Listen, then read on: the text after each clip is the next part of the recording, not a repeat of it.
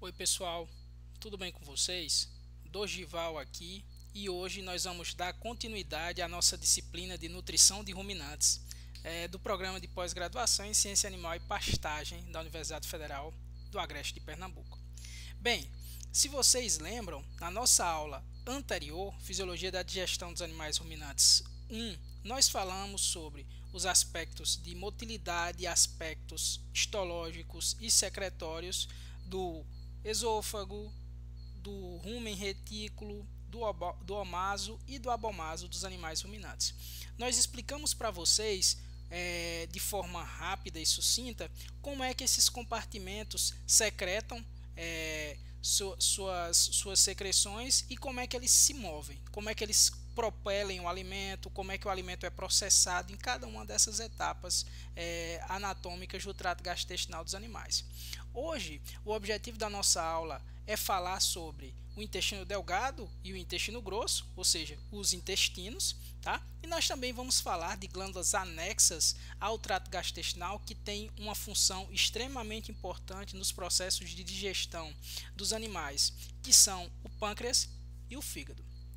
Não custa lembrar que, além de assistir essas aulas, você deve também ter um bom livro-texto junto daqueles livros citados na referência bibliográfica da nossa disciplina, tá? Para acompanhar todo esse decorrer da disciplina. Então vamos iniciar com o intestino delgado. O intestino delgado ele apresenta um conduto extremamente importante para os processos tanto de digestão como de absorção de nutrientes nos animais ruminantes. O intestino delgado tem como principal característica ser um conduto, tá? E esse conduto ele apresenta uma série de modificações na sua mucosa. Essas modificações na mucosa do intestino delgado são as vilosidades. Para construir essas vilosidades, o intestino delgado ele apresenta uma camada muscular, a camada muscular de mucosa, que faz com que a gente tenha essas projeções em formato de vilosidade lá no intestino delgado. Não custa lembrar que o epitélio do intestino delgado é um epitélio simples, ciliado, tá? Com a presença dessas vilosidades. E esse epitélio simples ciliado, ele serve para mediar os processos de digestão de fase de membrana, preste atenção no termo novo, e para os processos de absorção. Nós vamos discutir processo de digestão de fase de membrana um pouquinho mais à frente, tá? Então, rememorando, o intestino delgado anatomicamente é composto pelo duodeno, pelo jejum e pelo íleo. Tá? O duodeno é a porção inicial do intestino delgado, o jejum é a fase medial e o íleo é a fase final. Não existe uma definição anatômica muito fechada de onde é que termina o duodeno, se inicia o jejum e onde é que finaliza o jejum e começa o íleo, tá? Nós sabemos que a porção inicial do intestino delgado vai ser o duodeno e a porção final do intestino delgado ligada ao seco do animal vai ser o íleo. Tá? E que essas porções elas apresentam algumas modificações em nível histológico. Bem, qual é a principal característica do intestino delgado? O intestino delgado é um conduto onde se processa processos de digestão e de absorção e que apresenta como característica principal as vilosidades. Por que as vilosidades estão em ênfase aqui no intestino delgado? Porque uma das funções mais importantes do intestino delgado, na realidade, na minha visão, é a função mais importante, é a absorção. O intestino delgado é a parte anatômica última onde os processos de absorção dos nutrientes podem ocorrer. Ou seja, lá no intestino delgado, aqui no intestino delgado, é onde nós temos portas de entradas para diversas moléculas que vão ser originadas dos processos de digestão. Tá? Então, esse é o jeitão do intestino delgado. Vocês podem ver que é uma estrutura de vilosidades. A própria mucosa do intestino delgado é pregueada com essas mucosas aí e também com essa grande quantidade de vilosidades. Essas vilosidades, esses vilos aí, eles são gerados pela muscular da mucosa. E aí, em cada um desses vilos, você tem essas vilosidades e cada vilosidade dessa daí nós temos estrutura celular, cada célula, cada enterócito, tá bom? Que é a célula do intestino delgado, vai apresentar essas microvilosidades. Como vocês podem observar aí, uma única camada de célula, né, a base ligada à lâmina própria e o ápice cheio de vilosidades. Isso aí já dá uma noção para a gente que essas vilosidades aí, elas aumentam a superfície de contato, e aí o intestino delgado tem uma participação, como eu falei para vocês e estou reforçando aqui, nos processos de digestão de fase de membrana e de absorção. Aí vocês podem ver os vasos também, ó, que drenam a veia porta-hepática, que drena para o fígado a maior parte do fluxo aí do intestino delgado. Então, como vocês podem ver, um enterócito, em ênfase aí, que é a célula responsável pelos processos de produção de enzimas de fase de membrana, de digestão de fase de membrana e de absorção, tá? Em termos de motilidade, pessoal, não custa lembrar para vocês que, como eu falei, o conduto, começando pelo esôfago, o conduto do trato gastrointestinal, ele é composto por uma série de camadas, e essas camadas elas se repetem do esôfago até o ânus do animal, tá? De dentro para fora você tem uma mucosa, uma submucosa, uma camada muscular e uma serosa. No intestino delgado não é diferente. O que é que vai ser determinante no intestino delgado? O tipo de mucosa, tá? Então, nós saímos de um abomaso, que era uma mucosa, um epitélio simples, mucosecretor com invaginações. Essas células eram cuboides, e nós entramos no intestino delgado, também um epitélio simples, só que agora com adaptações de cílios, tá? Células ciliadas, com adaptação de cílios. Então, essas modificações elas são em nível de mucosa, mas o que nós vamos focar aqui não acontece em nível de mucosa, que é a motilidade do intestino delgado. Para ver a motilidade do intestino delgado, é necessário que a camada muscular do intestino delgado seja sensibilizada, tá? Então, como eu falei lá na aula anterior sobre o rumen, tá? A motilidade do rumen, que se dá tanto em nível de plexo mioentérico, aquela rede de neurônios que estão na camada muscular, como em plexo submucoso, aquela rede de neurônios que está na submucosa, aqui no intestino delgado também é similar, tá? Então nós temos um plexo mioentérico no intestino delgado e um plexo submucoso. Como vocês devem imaginar, a presença de substâncias na luz do intestino delgado, no lúmen do intestino delgado, vai se comunicar com o próprio órgão e vai desencadear, neste caso, motilidade e ou secreção. Falando especificamente da motilidade, então a presença de alimento na luz do intestino delgado, ele vai desencadear uma resposta nervosa, tá bom? E uma resposta endócrina. Qual é a resposta nervosa nesse caso? Bem, a presença de alimento no intestino delgado, e como é que o intestino delgado percebe a presença desse alimento? Bem, então quando você tem uma distensão do intestino delgado, devido ao aumento do volume pela entrada do alimento, você tem essa percepção por parte do plexo mioentérico. Então o músculo distende e aí a rede de neurônios entende a presença do alimento e começa a estimular as células para os seus processos de motilidade e de secreção. Bem, e no caso do plexo submucoso, como é que as células se comunicam? Então você deve imaginar que nesse caso existem células enteroendócrinas, ou seja, células que produzem neuropeptídeos, substâncias, hormônios, tá? E essas células elas normalmente têm uma base larga e um ápice estreito. Esse ápice estreito aí é para sentir a luz do intestino delgado, tá? E aí ela percebe presença de gordura, aumento da osmolaridade, diminuição do pH, presença de peptídeos. E aí todas essas substâncias, são estímulos para que essa célula enteroendócrina secrete hormônios na corrente sanguínea, e esses hormônios na corrente sanguínea ajam em outras células alvo e também no próprio intestino delgado. Então é esclarecido como se dá o processo de neuropercepção e de percepção endócrina do intestino delgado, no caso da motilidade, tá bom? Existe diferença dentro do estado alimentado e das contrações de jejum, mas nós vamos focar aqui especificamente no estado alimentado. Dois tipos de movimento, um propulsivo, tá bom? E um não propulsivo. O movimento propulsivo é conhecido como peristalse, tá? E o não propulsivo é conhecido como segmentação. É extremamente simples de compreender se vocês derem uma olhada nessa fotografia aqui. O que vocês estão vendo na letra A é o movimento peristáltico. Então, o que vai acontecer durante o movimento peristáltico?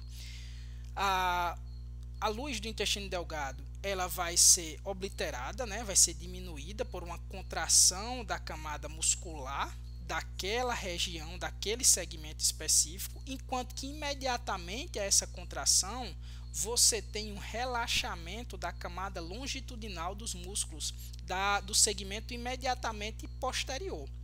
Com esse relaxamento, o que acontece é um aumento da luz e aquele alimento que estava na porção anterior e foi empurrado, tá bom?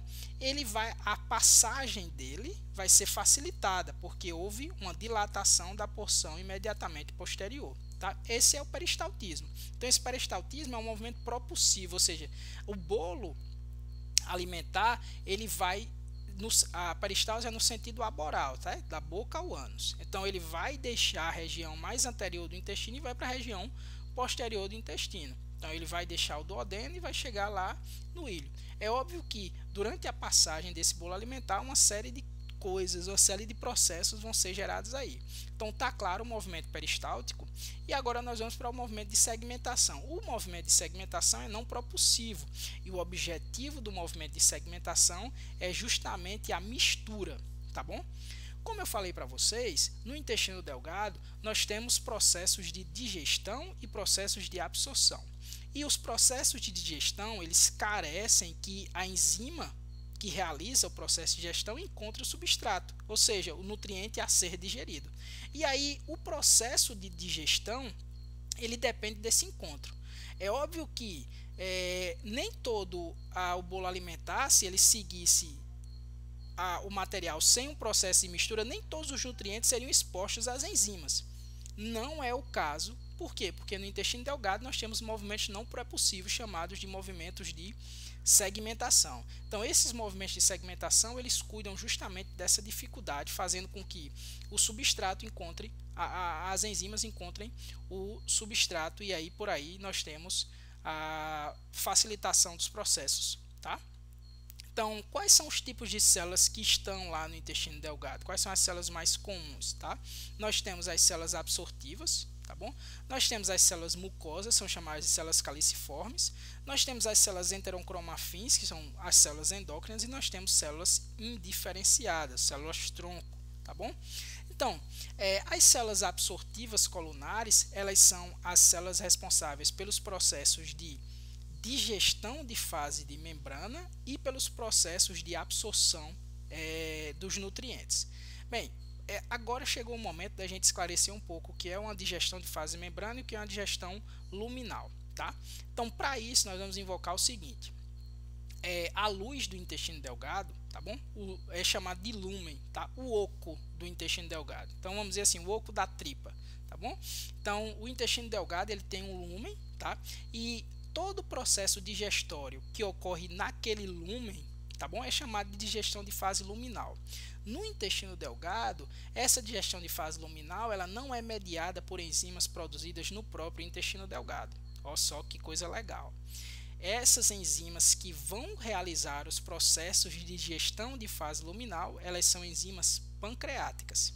O local anatômico onde a digestão ocorre é no intestino delgado, mas a origem das enzimas é pancreática, tá bom?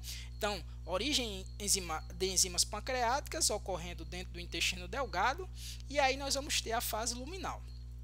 Posterior a essa fase luminal, nós vamos ter uma fase que vai se dar mais próxima aos enterócitos, mais próxima à vilosidade, tá bom?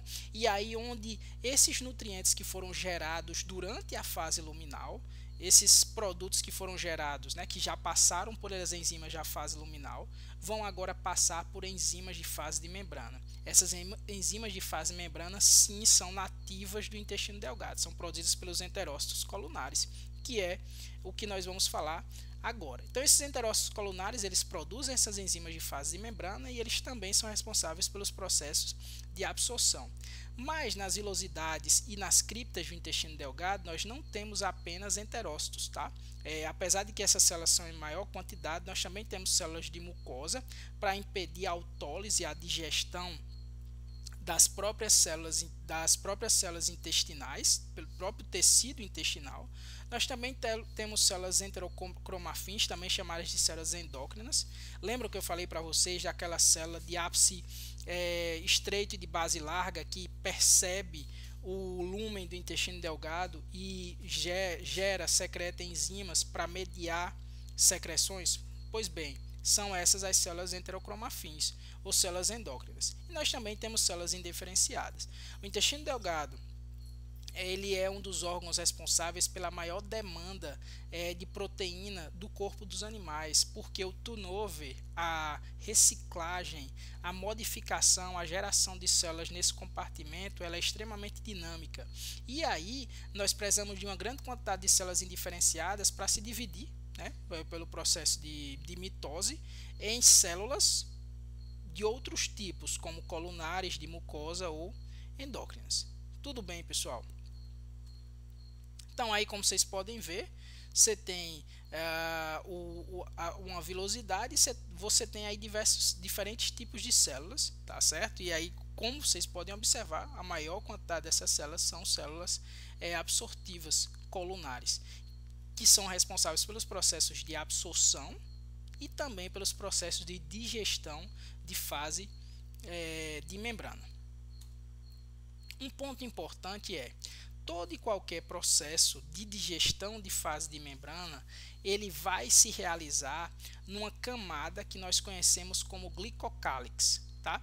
Esse glicocálix nada mais é do que uma junção das secreções das células dos enterócitos, tá bom? Então esses enterócitos secretam enzimas, tá bom? De muco no próprio, produzido pelas células produtoras de muco, tá bom? Essas células caliciformes, elas vão produzir muco, e esse muco ele vai ser repleto de enzimas também produzidas pelos enterócitos. Uma camada superficial de água estacionária vai cobrir esse glicocálix, e os processos de digestão de fase de membrana ocorrerão dentro desse glicocálix.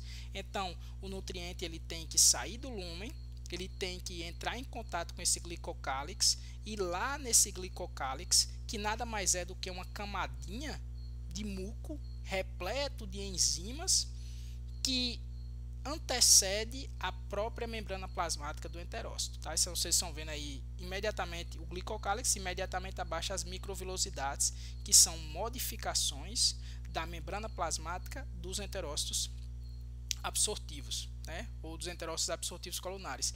Esses caras aqui, ó. Então, esses caras aqui que vocês estão vendo aqui, eles têm modificações que são na membrana plasmática, as vilosidades. Tudo bem, pessoal? Então, uma vez que o material sofreu o processo de digestão de fase de membrana, eu quero deixar claro que nós vamos explicar, né, quando nós estivermos falando sobre carboidratos, proteínas e lipídios, como se dá o processo, quais são os produtos gerados de cada uma dessas fases, para ficar mais claro para todos aqui, tá? Então, aqui nós vamos falar de aspectos mais gerais, mais sistêmicos, como o processo de absorção, tá? No intestino delgado, para que haja diferentes nutrientes sejam absorvidos, é necessário que hajam mecanismos de transportes específicos. Apenas no intestino delgado, né, a maior parte dos nutrientes apenas no intestino delgado, nós vamos ter enterócitos com esses mecanismos de transportes específicos. Ou seja, aqueles enterócitos que vão expressar essas enzimas, vão expressar essas proteínas na sua membrana, e essas proteínas expressas na sua membrana vão ser os carreadores ou os geradores do processo de digestão específica. Então nós temos uma série de carreadores aí, está mostrando nesse slide aí um meio de transporte paracelular, um meio de transporte transcelular por endocitose e um transporte ativo. Bem, a maior parte dos nutrientes, como monossacarídeos, que são derivados dos que são carboidratos, aminoácidos, precisam de entrar na célula por um transporte ativo. Frequentemente esse transporte ativo ele é facilitado com uma associação com sódio, tá bom? Então, se vocês olharem, vocês vão ver aí uma proteína, frequentemente é uma estrutura proteica, e nessa estrutura proteica você tem uma molécula de glicose associada a um íon de sódio para ele entrar na molécula, na membrana plasmática dessa célula, tá? A mesma coisa para o aminoácido. Então, essas substâncias, essas proteínas especializadas no processo de transporte, elas só são expressas na membrana plasmática de enterócitos, ou seja, lá no intestino delgado. Então não tem como um animal ruminante, absorver carboidrato, absorver aminoácidos, absorver lipídios no intestino grosso. Não tem como absorver carboidrato, absorver proteína, aminoácidos no rumen. Então, apenas na mucosa do enterócito, na mucosa do intestino delgado, é que nós vamos ter esses carreadores específicos para absorção de carboidratos, de proteínas, principalmente. Tá? Lipídios têm um processo de transporte diferenciado, mais fácil. Tá? Então, nós temos essas rotas aí, que é uma rota de transporte ativo, com algumas proteínas que facilitam, né? Mas nós temos, por exemplo, a absorção dos minerais, que pode ocorrer nessas diferentes formas, na forma paracelular, na forma transcelular, e também por um transporte ativo e até por um transporte passivo. O que nós queremos deixar claro aí esses enterócitos eles vão ter proteínas que ocluem essas laterais aí, essas junções firmes, eles vão ser ocluídas por essas proteínas e elas vão impedir a passagem de moléculas grandes, né? E aí essas moléculas na maior parte das vezes elas vão precisar se tornar moléculas menores para poderem passar por esses carreadores, tá? E esse aí é o caso que nós estamos vendo. Grandes moléculas não atravessam, né? A não ser quando o animal é jovem, no caso de ruminantes, até 12 horas depois do parto. Esse animal não tem essas junções firmes muito estabelecidas ainda, então as imunoglobulinas presentes no colostro elas podem atravessar esses enterócitos, as junções entre esses enterócitos e entrar na corrente sanguínea de forma inteira, tá? Então a proteína, o peptídeo de forma inteira, tá? Então, só reforçando aí, o que vocês estão vendo aí é uma membrana plasmática cheia de fosfolipídios, e aí você tem uma série de transportadores de fusão simples, de fusão facilitada. Frequentemente o transporte ativo ele pode ser feito inclusive contra o gradiente de concentração. Então alguns nutrientes como carboidratos e aminoácidos carecem de energia para realizar esse processo, tá? Bem, dentro do intestino delgado desembocam duas glândulas extremamente importantes para os processos de digestão, tá? O pâncreas exócrino, tá? Então nós temos o pâncreas endócrino, que tem função relacionada também com os processos de metabolismo. Nós vamos falar um pouquinho mais dele quando nós estivermos falando sobre metabolismo lá na frente dessa disciplina. E agora nós vamos falar do pâncreas exócrino, ou seja, um pâncreas que tem um ducto que drena, né? Então esse ducto do pâncreas nos animais ruminantes ele drena para o duodeno, tá? Então como é que é formado esse pâncreas, né? O que é que tem nesse pâncreas que gera? Bem, esse pâncreas ele origina todas as enzimas de fase luminal, tá? Então todas as enzimas de fase luminal que agem lá no intestino delgado são geradas no pâncreas. Essas enzimas elas são enzimas que degradam carboidratos, são chamadas de carboidrases. Enzimas que degradam proteínas, as proteases, e enzimas que degradam lipídios, as lipases, tá? Então você tem a produção, a geração de enzimas que estão relacionadas com os processos de digestão das macromoléculas mais importantes, nos animais ruminantes. Então esse pâncreas, como é que é esse pâncreas, né? Ele é arranjado de forma acinar, então parece um cachinho de uva. Então as enzimas elas são produzidas nos ácinos, tá? E esses ácinos eles são drenados para um ducto e esse ducto é drenado para um ducto pancreático. Esse ducto pancreático ele vai desembocar no duodeno do animal. Então todas as vezes que ocorrer um estímulo desse ducto pancreático, desse pâncreas para secretar enzimas, isso vai ocorrer. Então, eu vou falar rapidamente como é que ocorre o estímulo para a secreção das enzimas e essas enzimas desembocarem lá no intestino delgado. Então, imagine você que um material acabou de chegar do abomaso no duodeno do animal. Então, quando esse material chega do abomaso para o duodeno, o que vocês têm que lembrar é que o abomaso dos animais ruminantes tem um pH ácido, tá certo?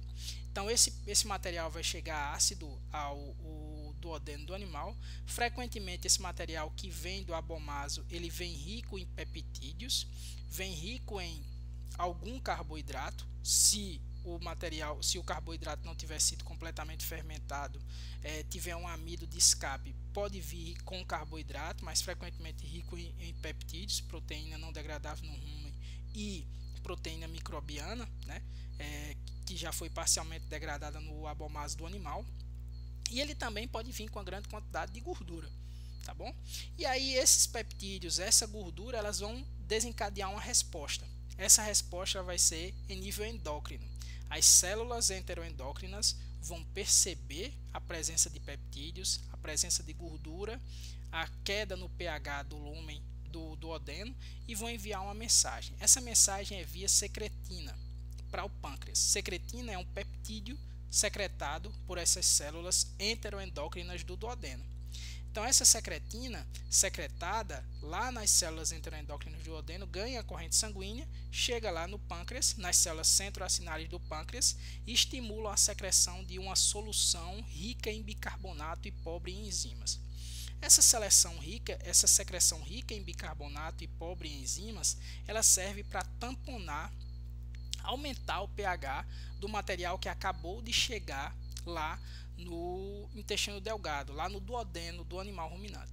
Bem, em animais ruminantes, isso tem uma importância secundária, menos importante aí do que nos monogástricos, porque o pH do material que deixa o abomaso e até pelo fluxo desse material que deixa o abomaso é relativamente um pouquinho mais alto, então você não precisa secretar tanto bicarbonato para fazer esse tamponamento.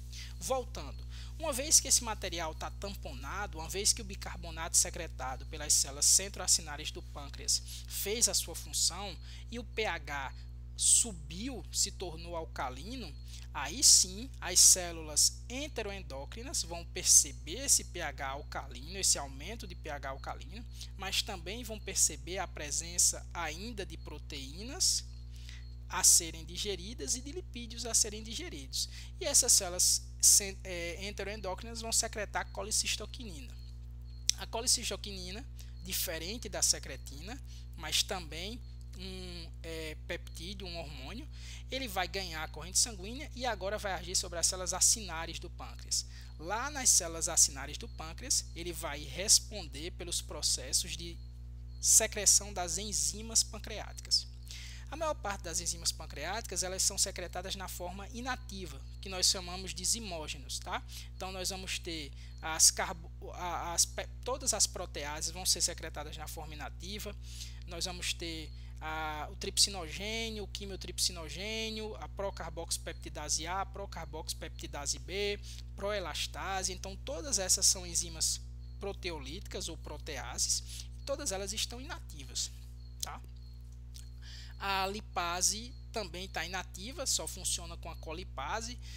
E as carboidrases elas não precisam ser secretadas de forma inativa, porque no tecido do pâncreas não tem carboidrato, tá bom? Então as carboidrases elas são secretadas na sua forma ativa. Então esse material vai ser secretado, vai ser estimulado a secreção pela colicistoquinina lá nas células acinares do pâncreas. Isso vai ser drenado pelo ducto pancreático e vai chegar lá no duodeno para realizar a digestão de fase luminal. Então, no duodeno, a digestão de fase luminal é ela ocorre anatomicamente no duodeno, na luz do duodeno, mas ela é mediada por enzimas secretadas pelos ácidos do pâncreas, tá bom? Então, todo esses eixos de retroalimentação de secretina, colicistoquinina, produção de bicarbonato, isso tem que ficar bem esclarecido para vocês. Por quê? Porque ele ocorre diuturnamente nos animais. Tudo bem, pessoal? Então, essa é a função, tá aí o pâncreas mostrando para vocês o modelo das células centroacinares e aí como elas funcionam, o ducto pancreático. Tá bom? Então, aqui nós vamos ter enzimas digestivas nos ácidos do pâncreas, e aqui nós vamos ter as células centroacinares produzindo a solução rica em bicarbonato e pobre em enzimas. Lembrando que o tipo de neuropeptídeo que estimula cada uma é diferente. Então, no caso da secreção biliar, uma secreção hepática, tá? A bile nada mais é do que um detergente. Ele tem como função principal emulsificar as gorduras, facilitando os processos da lipase pancreática. Então, se não existisse bile, se não existisse o processo de emulsificação, ficaria muito mais difícil. Por quê? Porque as gorduras elas não se dissolvem em água e o processo de digestão ela é por hidrólise.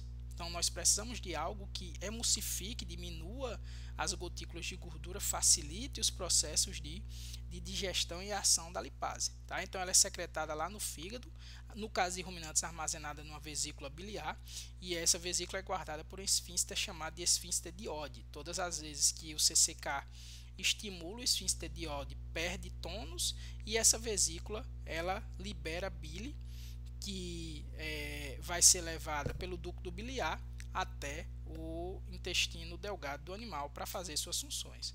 Tudo bem? Então, a bile ela é um detergente, como eu falei para vocês. Ela é rica em fosfolipídios, colesterol e nos famosos sais biliares ou ácidos biliares. Os sais biliares ou ácidos biliares, eles são compostos por uma porção hidrofóbica e uma porção hidrofílica. Então, para que serve essa porção hidrofóbica, né? Essa porção hidrofóbica ela vai se ligar à gordura e a porção hidrofílica vai se ligar à água, tá?